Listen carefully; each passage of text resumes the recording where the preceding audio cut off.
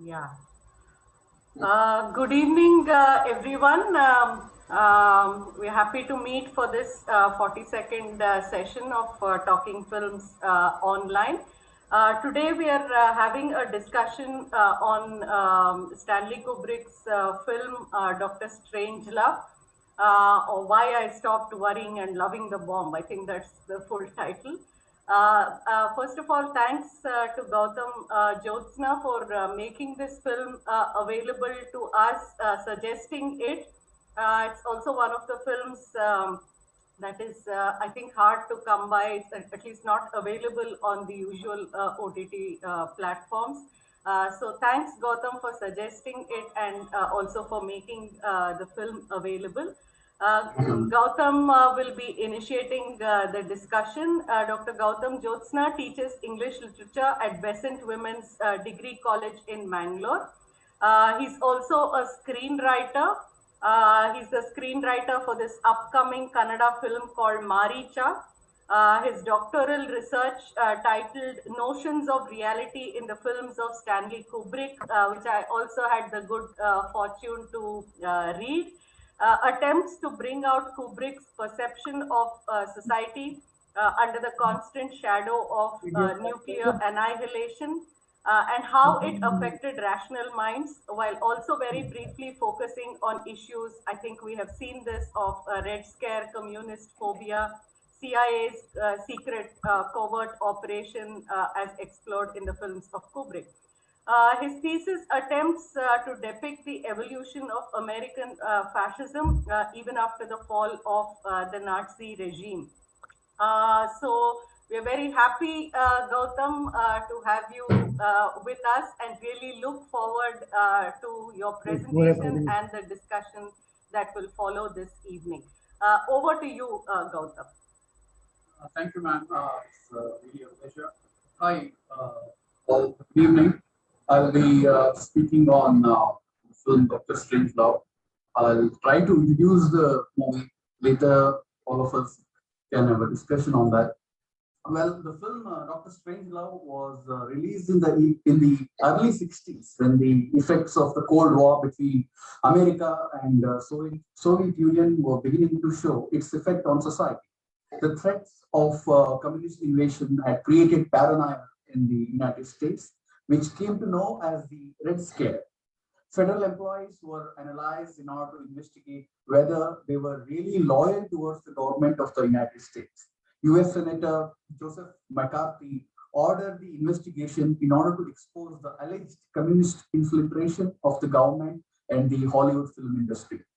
Although there was no evidence or proper proof to prove guilty, screenwriters like Alva Bessie and Dalton Trumbo, producers and directors like Adrian Scott, Herbert Beigelman, and Edward Dimitrich were targeted as communist sympathizers and were forced to appear for the hearing in the courts. After being intimidated by the McCarthyan investigation, the frightened studio executives blacklisted the accused from the film industry and barred them from working in the studios. Gautam, just a second. People are saying the audio is not, I mean, they're not able to hear very clearly. It's like coming on and off a little. Maybe it's a network issue. Maybe it would be better if you don't use your earphone. That's one of the suggestions. Okay. Will that help? I'm currently connected to the computer. So if I have, if you give me some 2 minutes, I'll just get back on my phone. Will that be fine? Yeah, I suppose so. Yeah.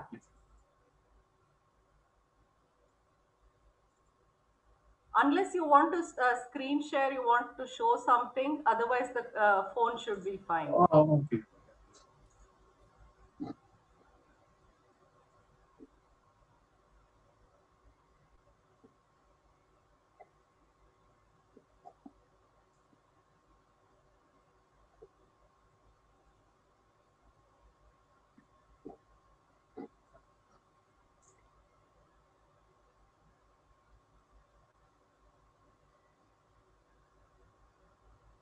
Yeah, we're just waiting for Gautam to log back in to his phone.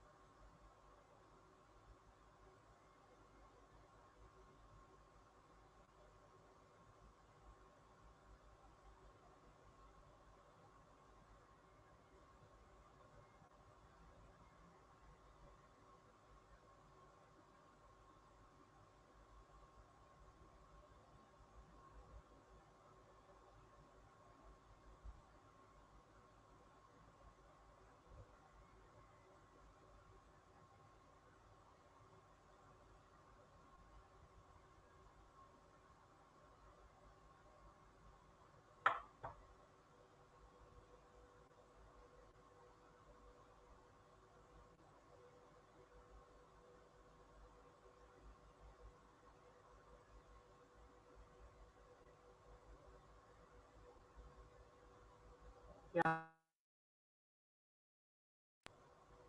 Welcome back, Gautam. Am I audible, ma'am, now? Yes, absolutely fine. Absolutely Okay, fine. okay. Yeah, Yeah. fine.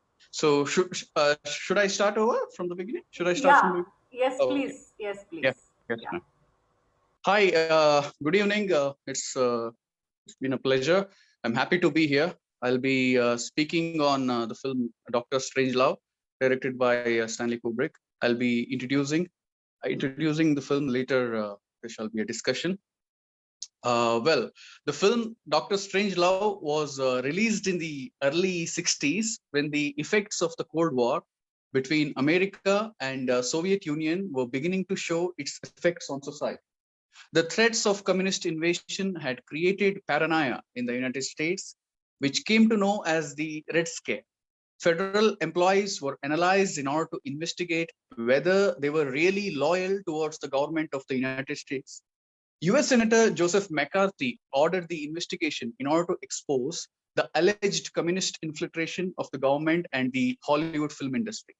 Although there was no evidence or proper proof to prove guilty, screenwriters like Alva Bessie and Dalton Trumbo, producers and directors like Adrian Scott, Herbert Biberman, and Edward Dmytryk were targeted as communist sympathizers and were forced to appear for the hearing in the courts.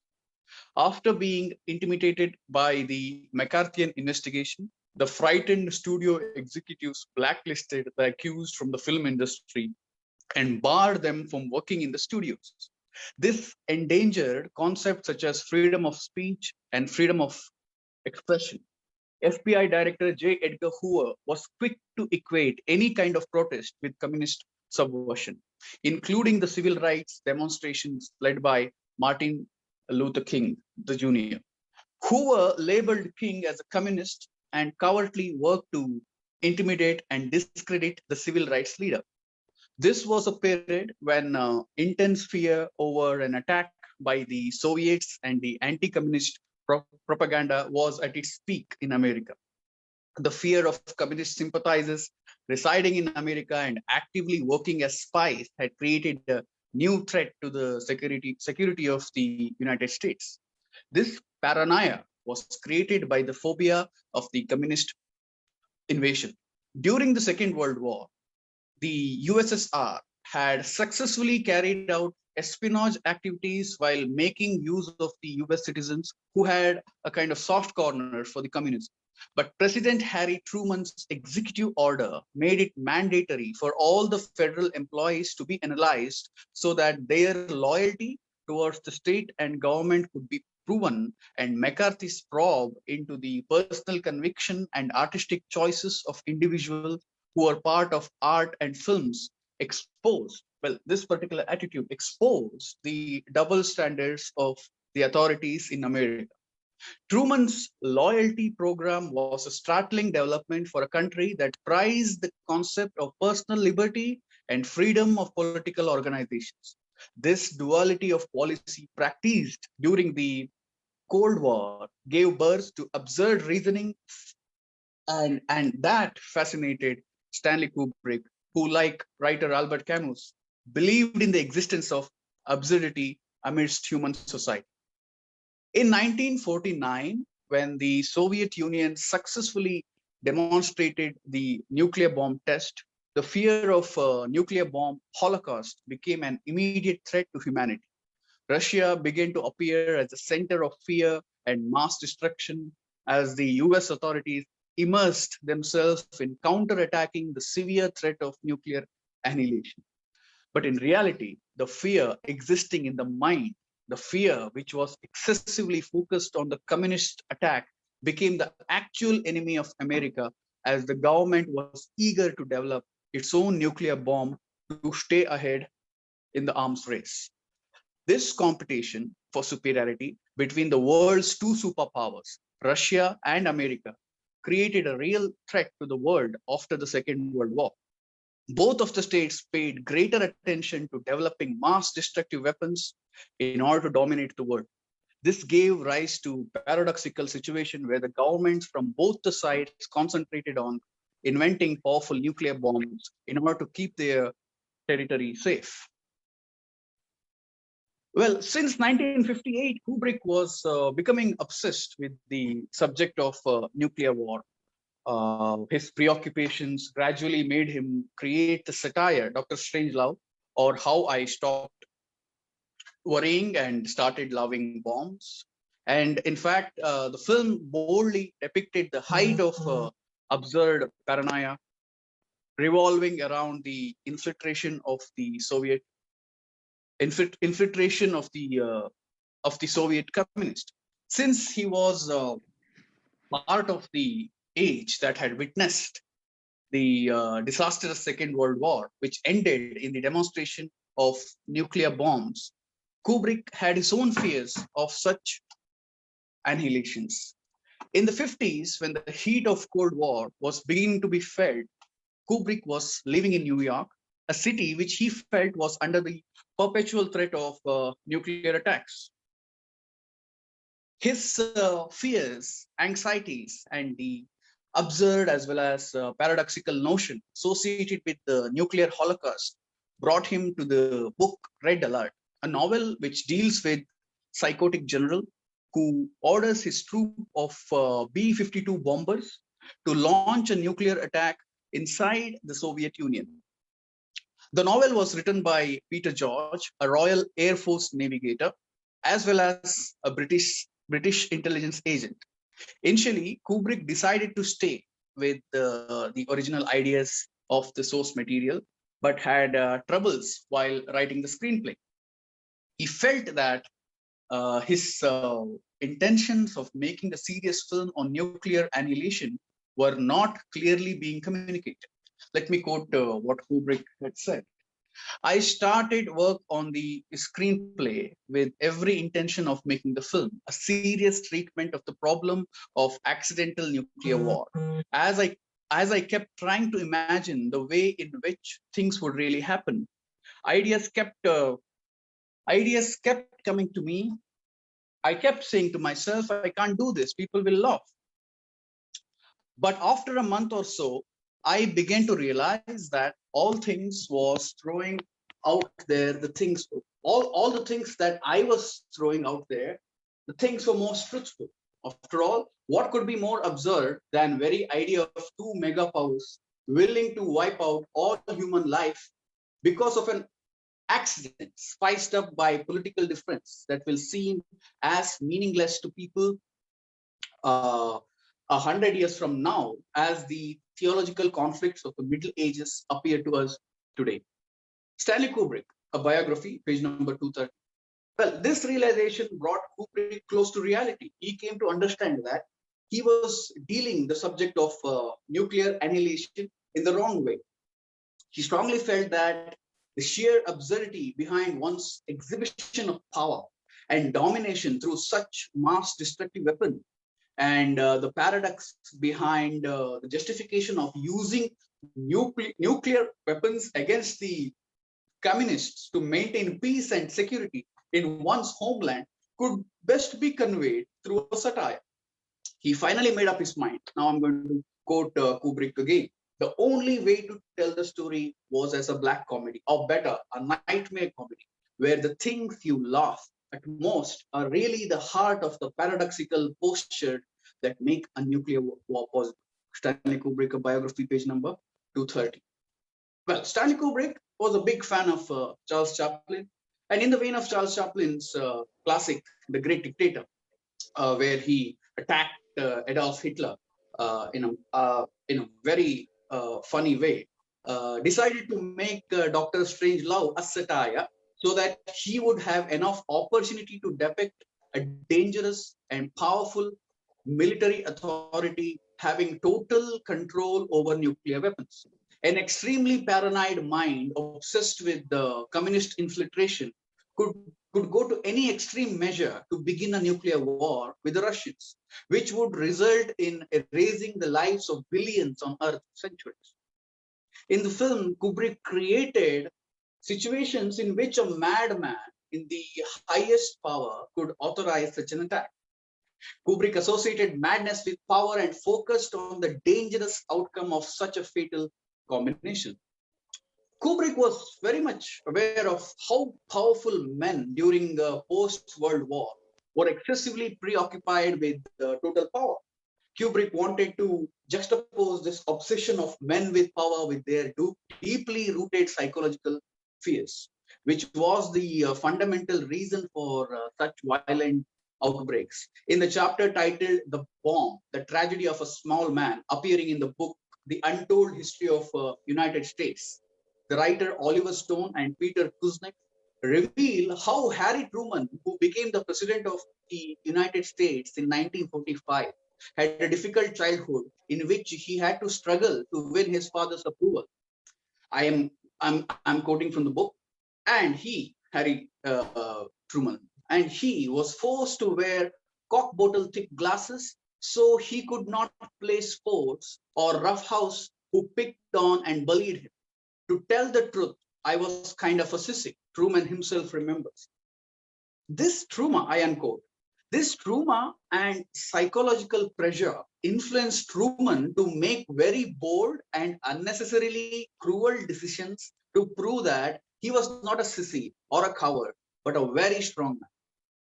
The chapter makes it clear that the dropping of the two nuclear bombs was unnecessary, as the Japanese were all set to surrender. After dropping the bombs, the news broke loose that bombs had ended the war. Almost 85% of American publics were happy that bombs had brought the war to an end, and and approved the usages of mass destructive weapons. Most of the Americans celebrated, and they were happy that Truman was a bold and brave man, a macho man who had the guts to drop the nuclear bombs on the on the Japanese territory. But as the writers point out in this particular book, Untold History of America, as writers point out that even many military leaders considered such a nuclear holocaust as totally unnecessary and morally reprehensible. But Henry Truman celebrated as he heard the news. So I'm going to quote Henry Truman now.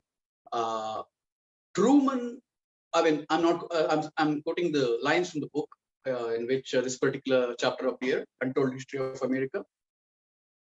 Truman was dining on the board the USS Augusta on his way back from Potsdam when he learned of Hiroshima. He jumped up and exclaimed, "This is the greatest thing in the history." He shortly thereafter said that announcing the news of Hiroshima was the happiest announcement he had ever made. The attitude of Truman is much similar to that of General Jack Ripper, who chooses to attack the Soviet Union as though to prove his power when the thought of being impotent becomes almost, when he cannot endure that pain, when he cannot face the truth that he's, he's sexually impotent. In order to suppress that, he is relying on the big idea of dropping two powerful nuclear bombs. Well, the suppressed fear of the psychopathic general whose displaced action create insanely delusional situations where, in the name of patriotic sacrifices, the mission to annihilate the human race is launched. General Jack Ripper commits this crime against humanity, assuming that his insanely terrible action would protect his fellow Americans from communist infiltration. But the film makes it clear that in order to hide his sexual weakness, he's psychotically relying upon the great nuclear devices, which reflect the greater power, or that is how he sees, General Ripper sees it. Here, Kubrick tries to bring out sexual insecurities and human frustration, which force him to attack on enemy nations so that he can repress his own fears with his powers. The fictional General Ripper has a lot of resemblance to the real-life General Curtis LeMay, who was obsessed with the destruction of communists with the nuclear bomb. During the height of Cold War, when Russia had placed nuclear missiles in Cuba and waited for a trigger factor from America to launch the attack, Robert McNamara, the then Secretary of Defense, and the then President John F. Kennedy were trying to resolve the situation through peace talks with the then Russian President Khrushchev. But General Curtis LeMay was not in favor of such negotiation. I'm quoting the words of Robert McNamara, the then defense minister of USA. I start quoting. Kennedy was trying to keep us out of war, and General Curtis LeMay, who I served under, said, he's quoting LeMay now, let us go in, let us totally destroy Cuba. And this I unquote, and this particular extract is taken from 12 lessons from Robert McNamara. If such an action had been taken, then it would have resulted in the death of maximum numbers of people residing both in Cuba and in America. Naturally, as a consequence, the entire territory of Cuba would have been annihilated by the powerful nuclear missiles.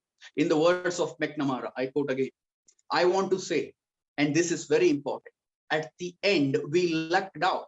It was luck that prevented nuclear war.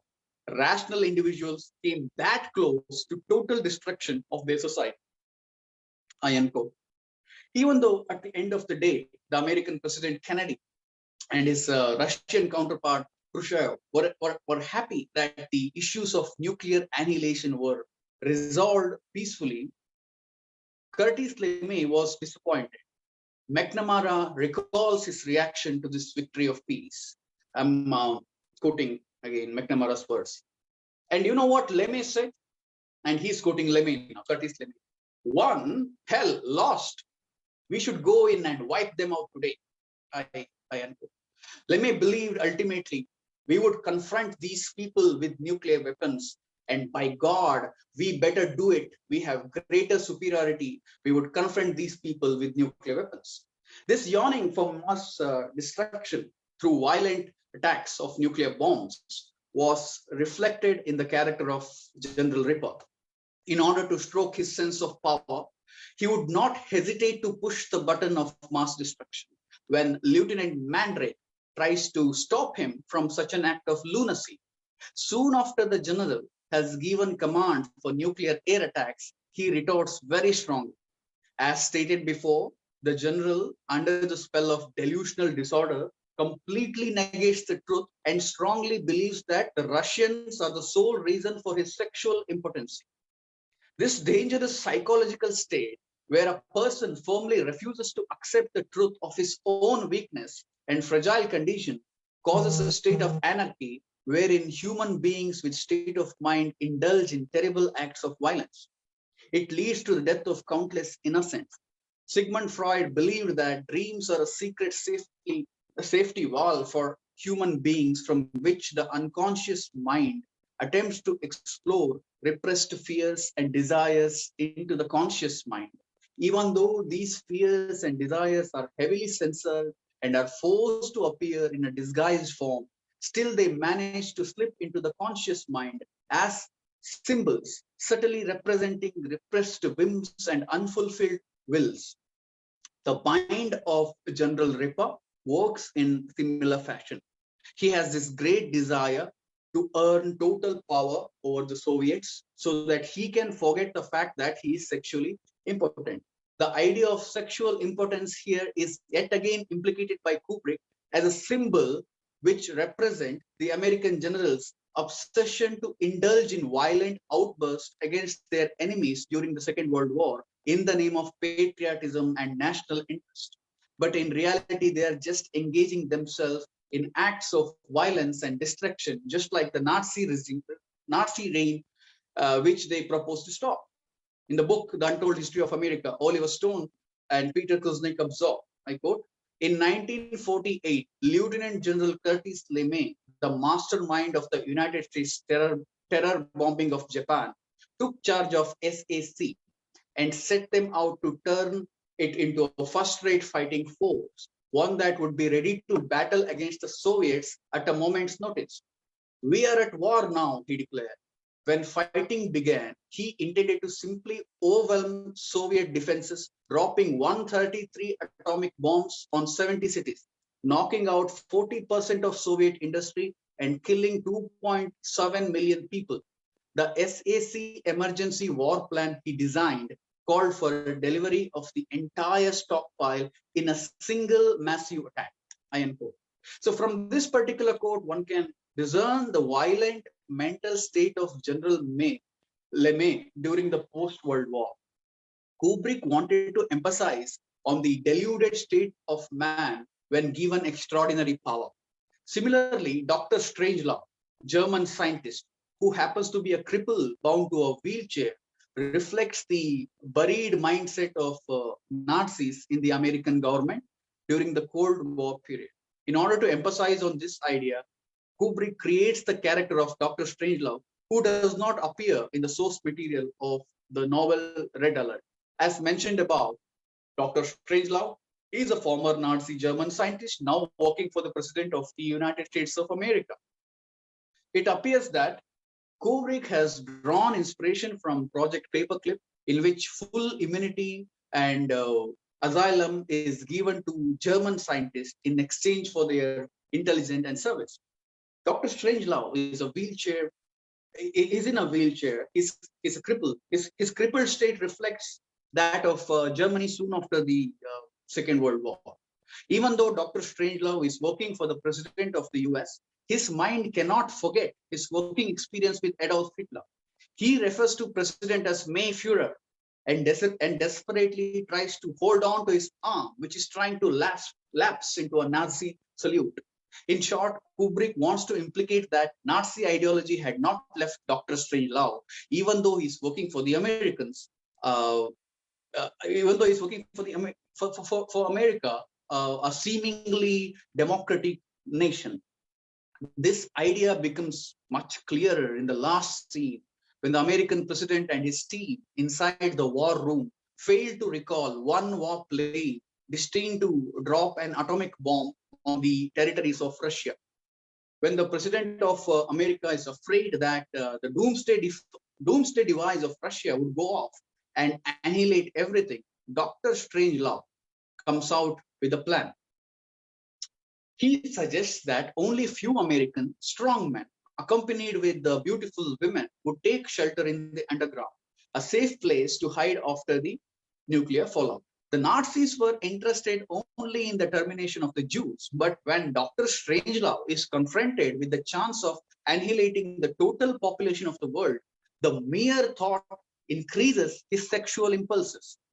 His sexual fascination with the concept of strong men making love to healthy women and thus creating a new world of pure populace makes him so excited that in a state of frenzy, he manages to get up from his wheelchair.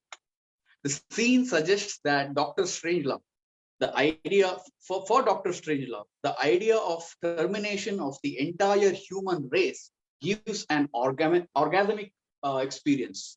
To insist on this idea, in the very next scene, the film cuts to a gigantic mushrooms created soon after the nuclear explosion, a clear suggestive of the height of orgasm at the end of copulation.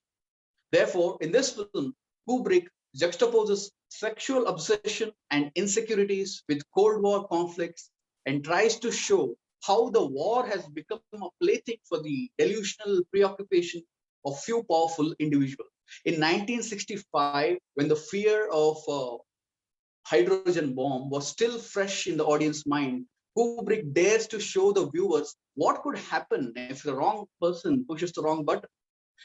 At the same time, Dr. Strangelove is a very important film in Kubrick's career, as it was released in the middle of the 60s when the Cold War was all set to collide with the Vietnam conflicts.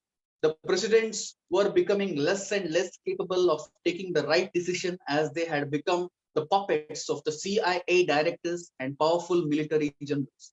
When John F. Kennedy rejected the CIA proposal to send air support to destroy the Cuban army during the Bay of Pigs conflicts, he incurred the wrath of the CIA officials such as Richard Bissell, Navy Chief Admiral Arleigh Burke, and General Lyman Lemtizer. This was yet another covert CIA operation to overthrow Fidel Castro, the president of Cuba. One of the CIA angrily commented, I'm quoting, pulling out pulling out the rug was unbelievable, absolutely reprehensible, almost criminal. But Kennedy stood his ground firmly as he explained to his close friend. I'm quoting the words of Kennedy: "We are not going to plunge into an irresponsible action just because a fanatical fringe in this country put so-called national pride above national reason." Dr. Strangelove, I unquote. Dr. Strangelove, the film Dr. Strangelove addresses this extreme fanaticism which strives to throw all reason into thin air in the name of national pride and honor. It also depicts the powerlessness of the President of the United States of America, who is not free to make any reasonable decisions to maintain harmonious relationship with countries, with those countries that have communist ideologies. The film Dr. Strangelove is also about collective failure. All the powerful generals and President of the United States failed to stop the war. President Markin Muffley is cornered by two mad generals. When General Jack Ripper has already given order for complete nuclear annihilation of the Soviets, another general, Buck Thurgidson, sitting with the president in the war room in order to resolve the terrible conflict, keeps on insisting on the inevitability of nuclear war with Russia. He is in fact in sympathy with this fellow General Jack Ripper's terrible deed. He is supporting another psychotic general. He feels disappointed when the president attempts to ward off his recommendation in favor of continuing the nuclear war. Thus, the film tries to throw light upon the democratic state where anarchy is set loose, and even the president is helpless in his efforts to bring back the order in a chaotic power system of the nation, which is constantly foiled by superior military heads whose minds are fixed upon destruction and hatred against communist states. Well, that's it from me. Thank you very much for listening to me. I hope I made sense. Thank you very much, Gautam, for that very lucid presentation and overview of the film, giving us parallels at the same time with historical events. The film is now open for discussion. Anyone who wants to come in at this point? Yes, Geeta, please go ahead. Yeah, yeah. Thank you, Gautam. That was Thank a you. very nice presentation. I enjoyed it. Oh, Let me begin with a rather weird observation, and that is the optics of the title. Actually almost made me misread it as Dr. Strangle Love.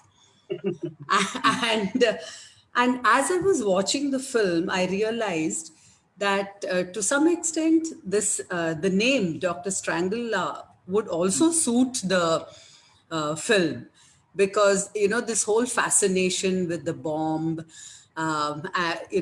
it's almost something that can get hold of you completely, to the extent of actually strangling you. And towards the end of the film, Dr. Strangelove is actually shown performing the action of strangling himself as well. mhm. So anyway, that is on a lighter note. And I really enjoyed the music in the film. And I think this is one of the most carefully planned films in cinematic history. The music, and apart from that, even the names of the characters are all so suggestive, like Ripper and Mandrake and Turgidson and Kong.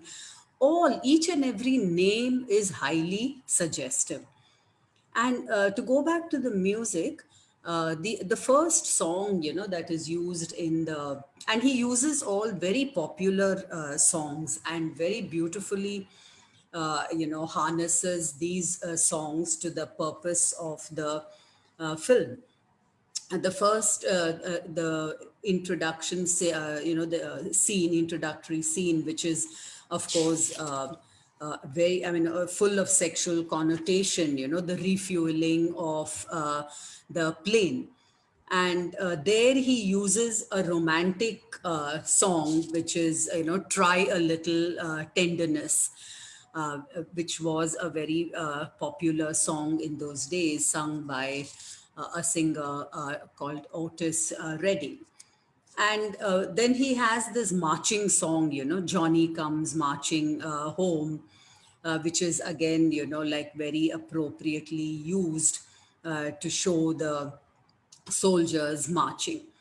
And the end, the last song in the film, as the screen is, lit up with that mushroom flames, you have this beautiful song, Try a Little Tenderness by Vera Lynn, which was actually a World War II, almost like an anthem, which was sung during World War II and even broadcast over radio.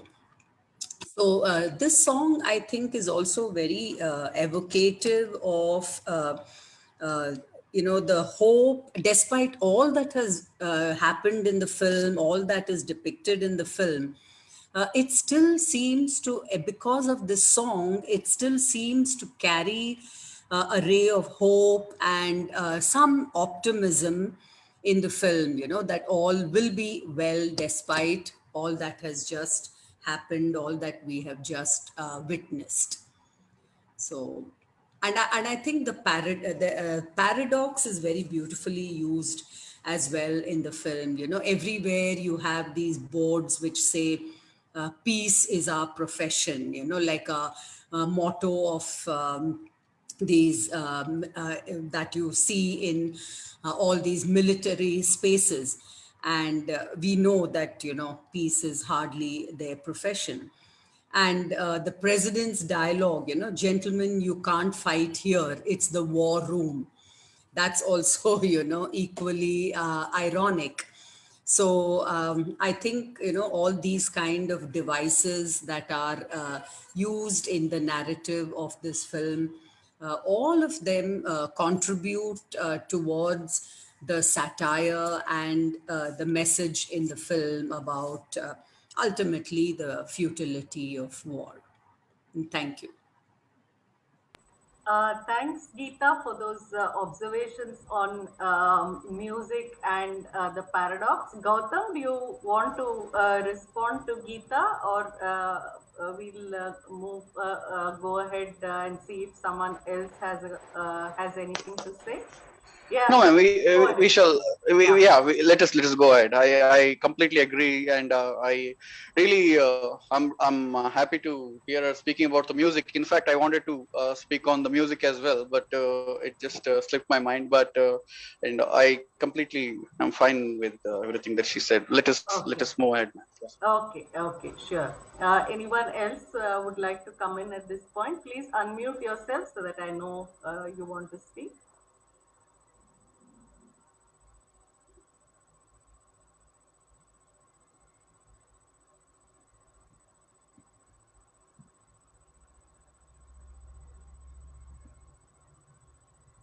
Yeah, while people kind of gather their thoughts, for me, what was very interesting was this Dimitri, the Russian counterpart, does not appear on screen, but the lecturing kind of Yeah. tone and Yeah. condescension with which the American president treats Yeah. him Yeah. as if he's a dimwit or someone who Yeah. Yeah. is not amenable to reason. Uh, True. so it was very very funny, and the whole film in some ways is very funny. We Yeah. ended up guffawing quite a bit Yeah. throughout the film, and also as you presented Yeah. the contemporary echoes of the film became more True. and more I think Yes, ma'am. evident. Yeah. In terms of the technology used, it looks like it's a somewhat dated film. Correct. Correct. Correct. But in terms of the way in which it sets up this critique, I think it's as contemporary as it can get. Yeah. Exactly. Exactly. Anyone else would like to come in now? Nikhila, can I just say something briefly? Yeah, sure, sure. Yeah, to carry forward that Dimitri thing, Yeah. I was reading an article on online, and it says that that particular dialogue is almost like marital discord and husband and wife trying to make up. The way he says Dimitri, Dimitri, he goes on. So like carrying forward Yeah, the sexual connotations, maybe exactly. he enters the domain of conjugality, and Yeah, uses that to show this kind of condescending attitude of the man true. towards the Soviet president. Yeah, sure. Yes. Anyone who's ready to come in now?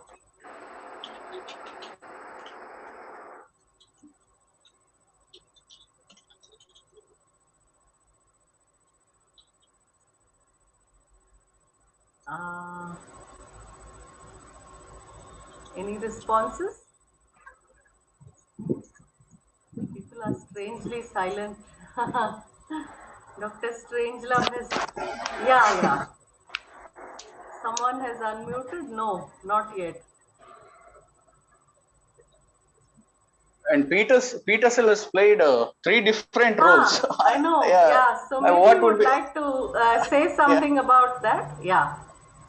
no, I mean, I was wondering. I mean, what would be the significance? I was trying to find a common thread that would justify Kubrick's decision to make Peter Sellers play all three roles. And Yeah. I was just sometime. I mean, I thought I couldn't. I couldn't jump into a right conclusion. Was it? I Yeah. don't think it was random, but was there any? I was just wondering. I mean, if you like to Yeah. speak. Hmm. Yeah, I too was wondering about that aspect because generally when we have the same actor playing triple roles here, they're Yeah, more like a Amar Akbar Antony kind of yeah, supposed to stand. I mean, yeah, more metaphorical. Here, yeah, I don't know if that was something that we could find. I yeah. think Jayanto briefly unmuted himself. Please go ahead, Jayanto. Not really. I just thought, this whole thing about this film, I have a rather strange feeling. I think that the film, I have seen it a number of times, and as cinema, uh, probably it doesn't deserve as much attention as it does had it not been for this subject that the film chooses for itself. This whole obsession of the world, which the filmmaker also has shown with one of the most appropriate acronyms in the history of the language, MAD, mutual assured destruction, which the two nations had worked out for each other. And then also his great contempt for this cult of machismo, which contemporary U.S. society is going on. So that's why he has the characters named as Jack the Ripper. The main culprit is Jack the Ripper, who in history has been known as a mass rapist of women at a given Yeah, point in London. history. Yeah, Yeah, in true. London. Yeah, And also, he is, in a sense, he is a rapist who is trying to uh, sort of compensate his, uh, sexual inadequacy by a needlessly aggressive. I mean, that's what all bullies do. This is what he is trying to say, and so much so that I think that his contempt for the American way of life, its whole, and in spite of the fact that the notorious WAC, the House for the Study of Un-American Activities, which true. studied everyone for supposed communist connections or sympathies and all that, that was shut down a few years ago, but yet the mindset, it persisted, and this obsession of the American male with sexual prowess and with machismo all the time. This is precisely what the nuclear part of it. I mean, there has always been till now. There is this problem about whether it is a fail safe. There is a fail safe. There is a safe arrangement. Or if one idiot cannot, set the whole machinery of mass destruction loose. It is still there, and there aren't enough assurances that this may not happen. The precedent, there is this there is this paradox. It is that availability and control. At all given points of time, in a hypothetical situation of war, the nuclear option has to be always available. And even though if it is always available, it has to be always under control. So these two are things which leave a lot of loopholes.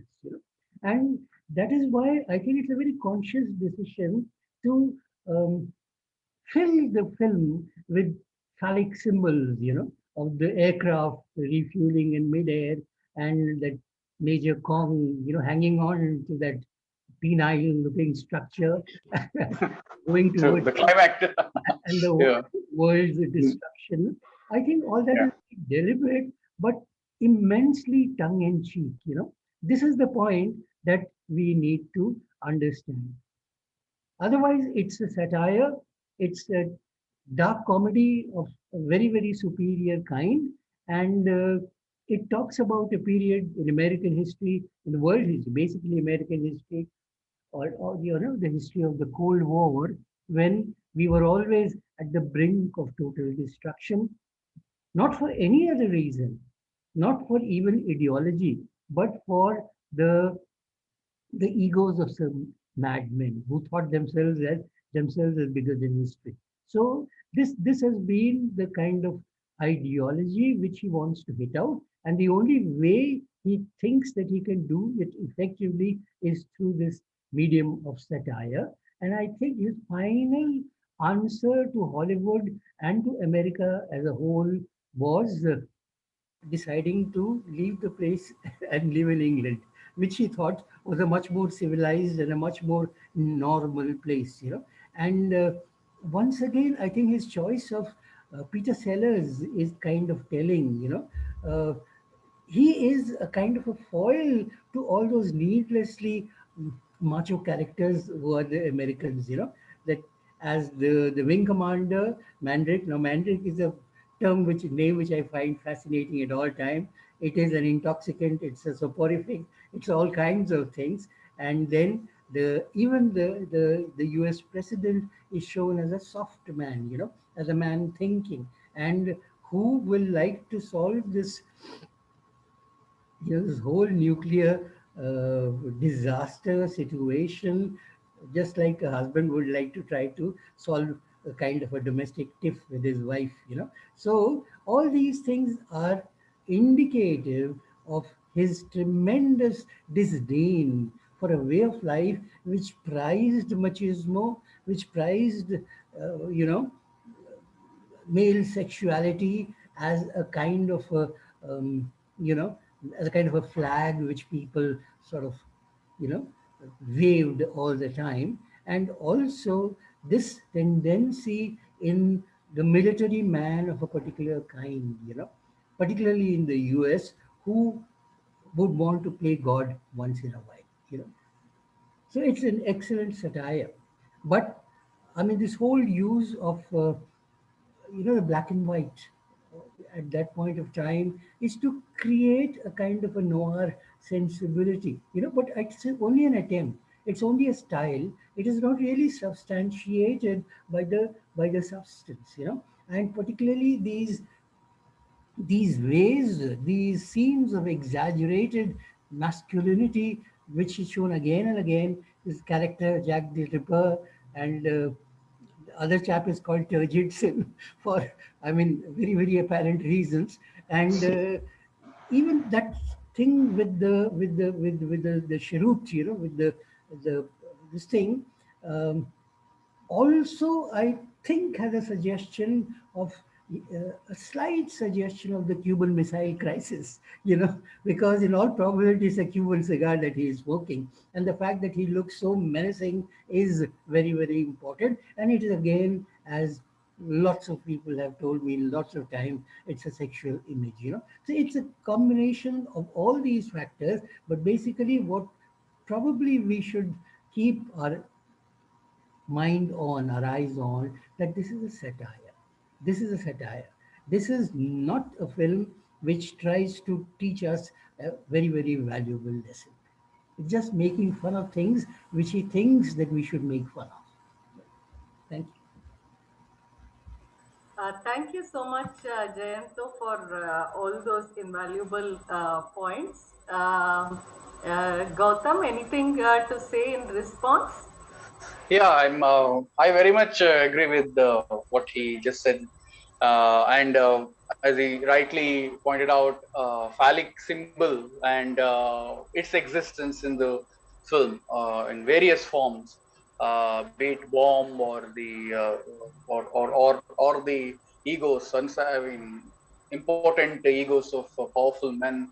I think that particular symbol, phallic symbol, symbolizes obsession with power and how insecure these so-called powerful men, I mean, they feel so insecure that in order to prove themselves that they are men, or I quote and unquote, or their masculinity, they need to drop some powerful bombs, while in order to justify their deeds, they are not bold enough to accept that, okay, we are mad, we are insane, so we are dropping some bombs. But they try to make people accept the idea, and in order to do that, they they're creating false phobia about communist infiltration. I think we that speaks for our current situation as well. I feel uh, trying to create. I mean, uh, rather than uh, rather than accepting their psychotic nature, how people try to generalize it, try to make it acceptable, and finding justification for such action. I think I very much agree with what he said. Yeah, thank you. Anyone else? Anyone else would like to come in now?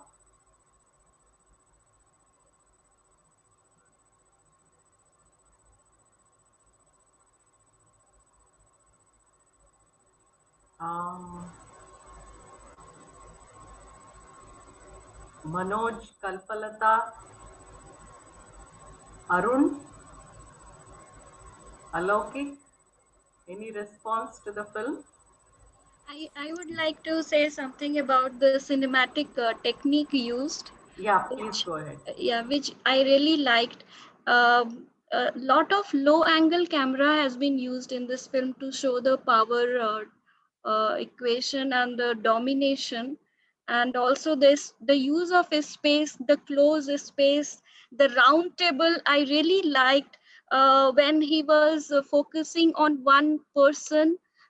We could also see the other people who are sitting along with him, and also I really like the facial expressions are very funny, and it is something which I would really like to go read it in depth later.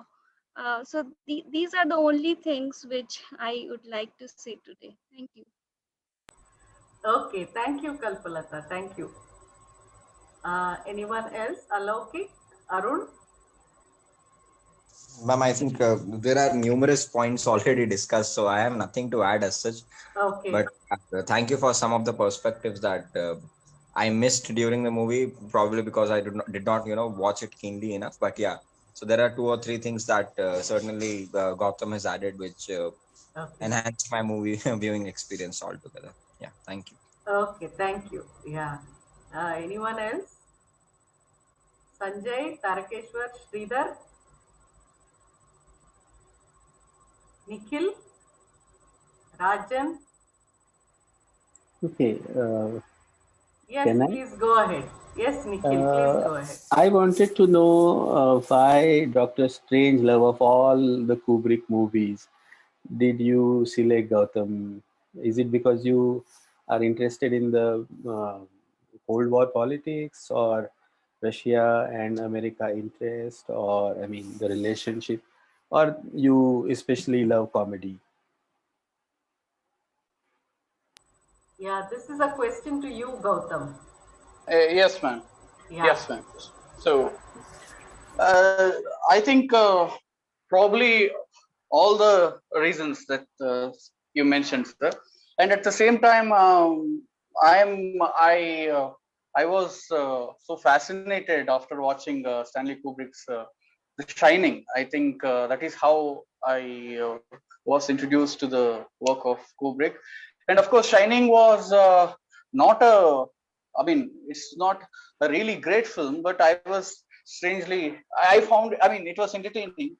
And the idea of madness, how a common man, or more than an intellectual, or let us say the man who wants to be a writer, goes gradually mad and decides to destroy his own family, where the protector ending up being the destroyer. And no one would even imagine that the husband or the father that someone clinge on to would end up their worst nightmare. So that idea brought me closer to the work of Kubrick, and I think the echoes of Shining do exist in Doctor Strangelove as well. For example, everyone is almost mad, and or they're losing sanity, and the way General Ripper sort of decides to destroy the entire world.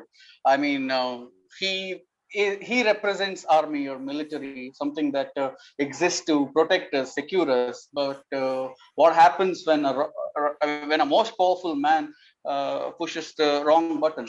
So I think that is why I chose to work on this film. At the same time, as I said, I mean, even though the film was released almost 5 or 6 decades ago, of course, so some of the elements are very much dated, but the themes Kubrick, I mean, the themes that were reflected in the film and the issues Kubrick tried to raise, I think they are still very fresh, and speaks for current situation. Also, how as John F. Kennedy said, national. I mean, defending one's nation should not exceed the reasoning power of common human beings. I mean, the nationalism or patriotism, all these isms, all these big words should not mess up the common reason, which sort of binds us all, which sort of makes us universal citizens of this world. I think Kubrick was trying to show what would happen if all that, if someone blows up all the reasons. I think that is why I chose this particular film, sir. Mhm. And where do you place this movie if you take into account all Kubrick movies? Uh, I think maybe I would place it. I would place it right after Clockwork Orange, maybe in the third place. Uh, Okay. yes, sir. And what would be the first one? I think it 2001 Space Odyssey. I Okay. think that would that's the masterpiece of Yes. Stanley Kubrick. Right. Okay. Thank you. Thank you very much, sir. Yeah, Yeah. ma'am, can I? Yeah. Arun, please go ahead. Yes. Yeah, okay, thank you. Yeah, so I think this is one of the great odes to human folly and human madness, ever to be created. And like, for Kubrick has this fascination about this combination of destruction, conflict, and madness. And I had somehow conveniently forgotten earlier when I saw films of Kubrick, how often this theme is repeated in his films, like right from his very first film, which was Fear and Desire, I guess. Yeah, Fear and Desire. So that was about the Korean War. And there was there was a central character who goes mad and all that. And then there was this film, which is about, again, the Cold War, Then comes Full Metal Jacket, which is about the Vietnam War, and then there are also mad characters there. And even in Barry Lyndon, there are, it's about the 7 Years' War. So, yeah, so that was very interesting. And somehow this rewatching helped me kind of remember that point. Uh, it also shows about the paradox of our being, how a civilization which claims to be advanced and uh, progressive can still commit such violent and destructive acts. Yeah. And this paradox is laid out beautifully in different points throughout the film. Like people pointed, the mottos which was written, like "Peace is War," which is which kind of reminds us of what Orwell talks about. War is peace, stuff like that. Yeah. And also the three characters played by Peter Sellers. Maybe it's not completely related, but whenever I think about any, three macho men related to war, that is like the unholy trinity of Roosevelt, Churchill, and Stalin. Three people. Yeah, so it reminded me of them. Uh, yeah, that's it, I guess. Okay, thanks, Arun. Gautam, any response? Yeah, that was a nice touch, bringing in uh, uh, Roosevelt and Lenin and Truman into this question, and maybe that is what Kubrick was trying to speak. But I liked it, and I wanted to add something to what he suggests, what he added about fear and desire. Although it was the first film Kubrick made, and although it was very poorly made and very amateurish attempt, but still the Kubrick's obsession with madness and people going insane or collectively going insane, and how war dehumanizes soldiers or individuals, was so beautifully. At least he was trying to depict those ideas right in his first venture. And what makes me so happy, or what makes Kubrick special, according to me, is even before Vietnam War happened almost 17 years ago. He shows us three soldiers lost in the jungle, and they do not know which way to follow, how to come out of this jungle, and and and and uh, and at the same time, Fear and Desire, I think, elaborates how war destroys a soldier's sanity and makes them incommunicable. And for example, there is one central character, Private Sidney. I think he's the perfect embodiment of a man whose sanity has been destroyed by the unnatural or unmade war. I think his fear of getting killed in an unknown battle as an unknown soldier has taken away his spirit. For that reason, he goes mad gradually, and he's full of doubts and anxieties. And at the end of the day, he ends up shooting the woman whom he was trying to impress, and he kills her because he's afraid that she would report to the enemy general for a few minutes. I mean, he's up. A while ago, he was trying to fall in love with her. He was trying to impress her, and immediately fear catches up with him, and he begins to feel that she would betray me.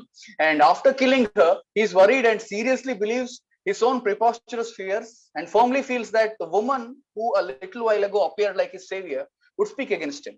So this fear of baseless and this fear that has no credibility, driving him mad. I think that's director's trademark. So I just wanted to add that. Yeah, thanks, Gautam. Anyone else like to come in now? Please unmute yourself so that I will know. Yeah, I also heard, I also read that there was an alternative ending proposed, which was scrapped at the end. Oh, So okay. Yeah, the ending was supposed to be more somewhat farcical. There was supposed to be a huge pie fight, the people throwing pie at each other in the war room, something of that sort. Everybody was supposed to be comical and stuff like that. But what happened was in 63, the shooting of the film was completed and post-production work was going on, editing and stuff. During that time, JFK was assassinated.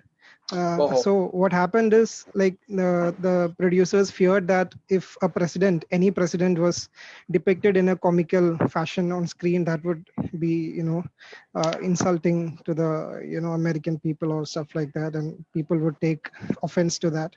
So that was changed and that was scrapped. Yeah. That's quite interesting. Yeah, the ending was more like a farce, I guess, like a slapstick comedy. The ending that they scrapped, it was supposed to end up with the presidents of both nations. I mean, Russian ambassador and the United States president would be engaging in a cake throwing fight or something like that. I do recall now that he pointed out. But yeah, of course, after JFK was assassinated, Kubrick did not want to take any such risks. Yeah. So Yeah, anyone else?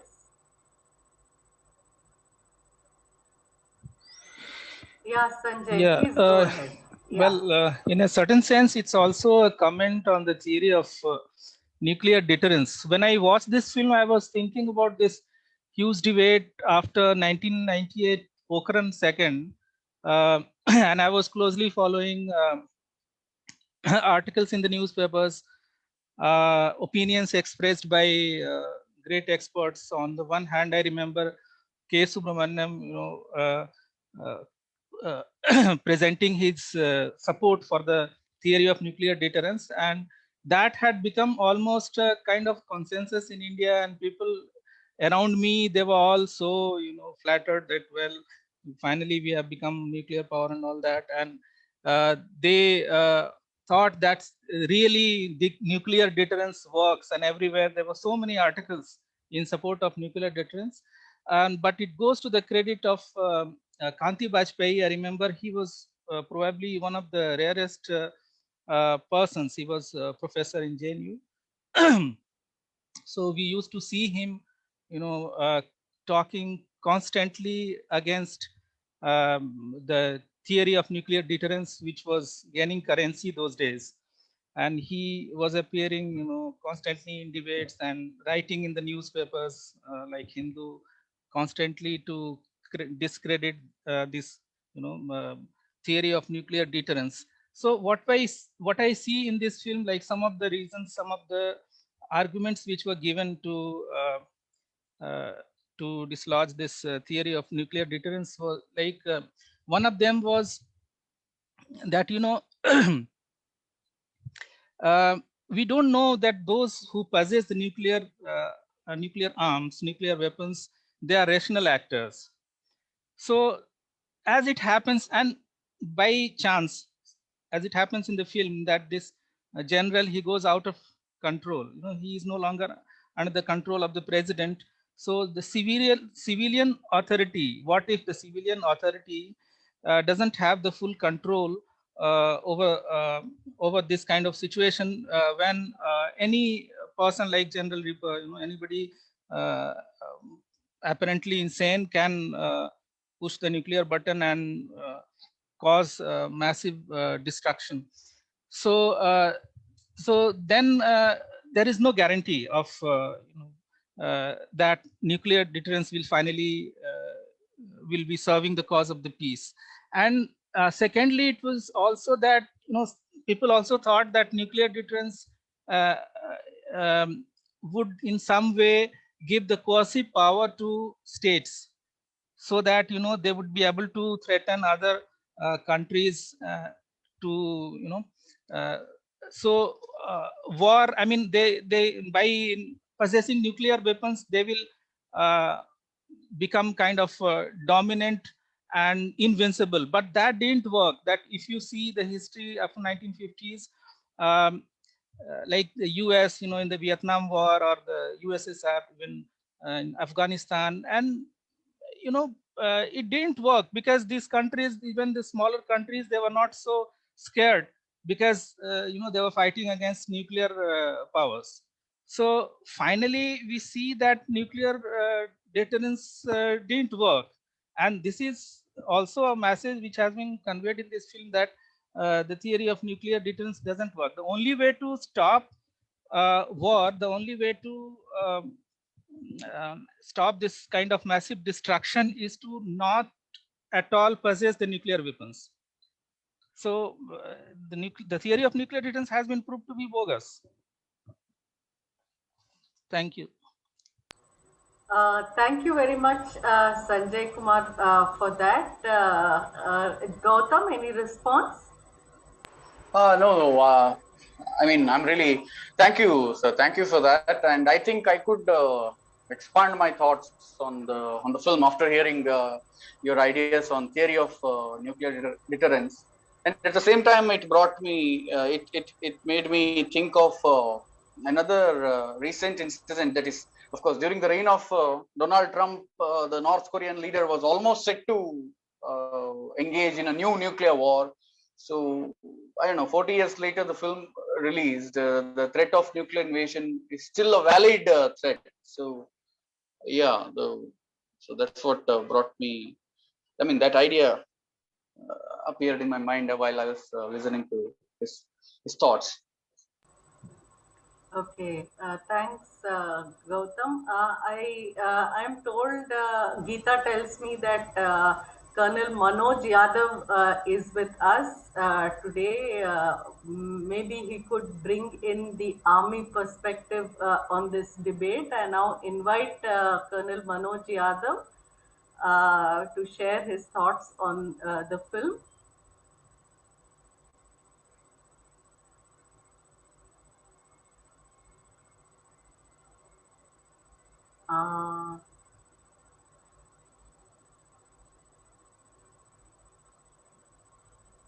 Colonel Manoj Yadav.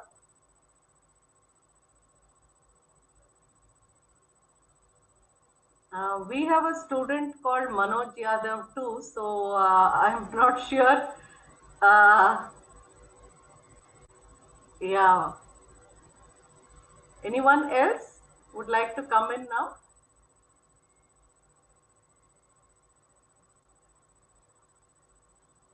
Yeah, Tarakeshwar, Sridhar.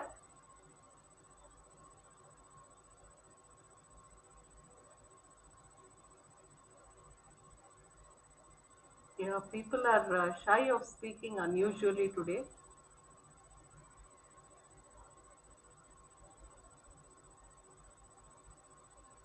Sridhar, anything to share? No, nothing. Okay. It's beyond mine. Okay, okay, fine. Tarakeshwar? Nothing. Okay. Anyone else? Okay. So, yes, Jayanto, please go ahead. I just very briefly agree with Gautam on his choice of the three films that he rates as first, second, and third. Uh, 2001, Space Odyssey. I have a strange feeling that this could be partly because it could have arisen out of the stalemate of the MAT situation, the nuclear deterrence situation, that people needed new territories to conquer. And if the world was out of bounds, as it were, then space was very much in it. It was an immensely popular book, successful book. I think Arthur C. Clarke or someone. But the film, again, for the right reason, is a very important film. And the other two, both The Clockwork Orange and this film, in their own way, in their very, very different ways, is Kubrick, comment on a totally dystopic world that he talks about. That is what we find in Clockwork Orange, and this is exactly in a different way. Although we may try to sort of explain our actions through what seems to be logical and intelligent, but actually it is the height of irrationality. And the same for this thing, a generation gone mad in Clockwork Orange, because the materially everything is there, so you create your own excitements, which is akin to pushing the bomb to set off a nuclear holocaust. So there's the great similarity between these two films, as to how the world that he sees as totally dystopic, it makes him reach out to, the viewer in different ways. That's it. I fully agree with what he chooses to be these best films of Stanley Kubrick. Thank you, Jayanto. Rajan, anything to share today? No, I don't think I really have anything to share. But when we talk about India and we talk about the nuclear deterrence, and we also recommend Abdul Kalam as pieces of prose, right? I think that becomes rather problematic, right? Especially because we have a part of his Wings of Fire, which is called the power of prayer, right? And I have to demonstrate to my students how it's a wonderful essay, which is talking about secularism, it's talking about an India which we don't know anymore, right? Which has disappeared. A very peaceful South India was also disappeared, right? And at the end of it, he spoils the essay by talking about his rockets and how God has given him the power of making missiles. Where is God in this? When missiles are out to destroy other people, right? And the students are very, very taken up with the idea of reading Kalam, and I asked them, which essay do you want to do? And they said, well, Kalam first. So I said, okay. And at the end of it, I distort their views and I have very little to say about the end of the essay. And I said, well, this is how one spoils an essay, right? I'm sorry to malign the name of a past president, but I'm sorry, I cannot respect him for his missiles. The essay is good, and I think everybody should read it for the idea of secularism, for the Hindu-Muslim unity, and all the very interesting things that he talks about, right? Of course, he's not kind to women. That's definitely there. But I think we need to go back and read it as a kind of a text, and this whole kind of worship of Kalam as a mighty president and the missile man, etc. Yeah, thank you. Thank you, Rajan, for bringing in the discussion on Kalam and this particularly controversial aspect. Jyoti had unmuted herself. Was it inadvertent? You want to share your thoughts? Jyoti, please go ahead.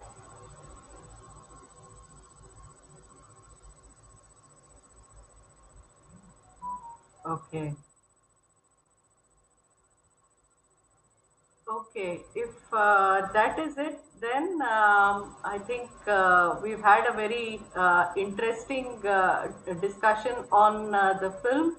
One of the, rated as one of the best films of all times, but strangely, which, it was not available to many of us. So thanks to Gawtham, we not only were able to watch the film, but also have a very engaging discussion on the film. Thanks, Gawtham, for setting the tone for the discussion.